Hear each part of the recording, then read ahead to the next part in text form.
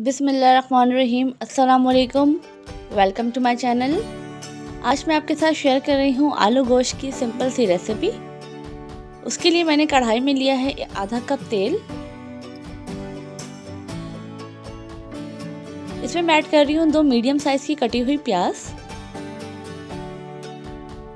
इसको फ्राई करेंगे जब तक इसका कलर अच्छे से गोल्डन ना हो जाए।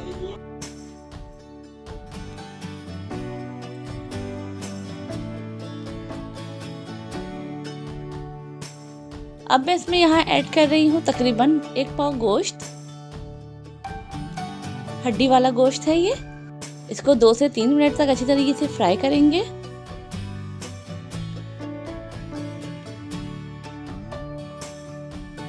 अब इसमें हम ऐड कर देंगे अदरक लहसुन का पेस्ट। 1 टेबलस्पून अदरक लहसुन डाल दिया है। नमक डालेंगे टेस्ट के मुताबिक। पिसी हुई लाल मिर्चें हैं 1 टेबलस्पून। धनिया पाउडर 1 टेबलस्पून।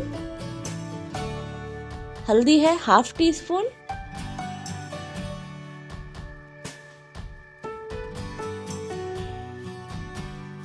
इसको अच्छी तरीके से मिक्स कर लेंगे।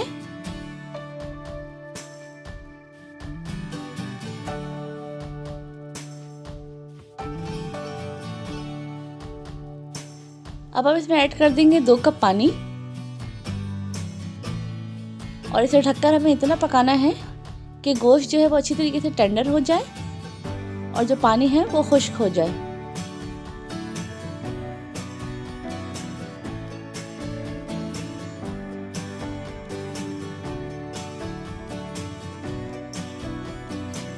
जब हमारा गोश्त अच्छी तरीके से टेंडर हो जाएगा और पानी खुश्क हो जाएगा तो हम इसमें ऐड कर देंगे आधा कप दही।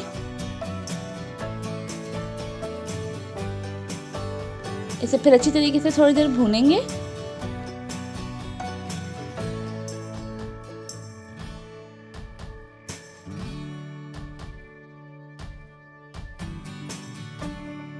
अब हम इसमें ऐड कर देंगे 4 से 5 मीडियम साइज़ के आलू हैं, वो काट लिए हैं इस तरीके से, वो ऐड कर दिए हैं।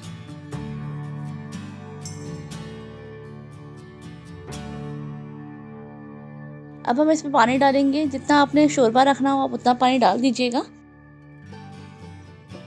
क्योंकि हमें बस इतना पानी रखना है कि उसमें आलू भी गल जाए और हमें जितना शोरबा चाहिए वो रह जाए। तो ये देखें ज़बरदस्त सा आलू गोश्त तैयार है। आलू भी बिल्कुल गल चुके हैं, गोश्त भी गल चुका है। आखिर में हम इसमें ऐड कर देंगे गरम मसाला। पिसा हुआ गरम मसाला यहाँ पे डाल दिया है मैंने ½ टेबलस्पून। अब इसमें ऐड कर देंगे हरी मिर्चें। मेरी रेसिपी अगर आपको अच्छी लगी हो तो चैनल को सब्सक्राइब ज़रूर कीजिएगा, वीडियो को लाइक और शेयर ज़रूर कीजिएगा। बस ढक के इसे हम 2 से 3 मिनट तक के लिए रखेंगे और उसके बाद हम इसको आपको सर्व करके दिखाते हैं।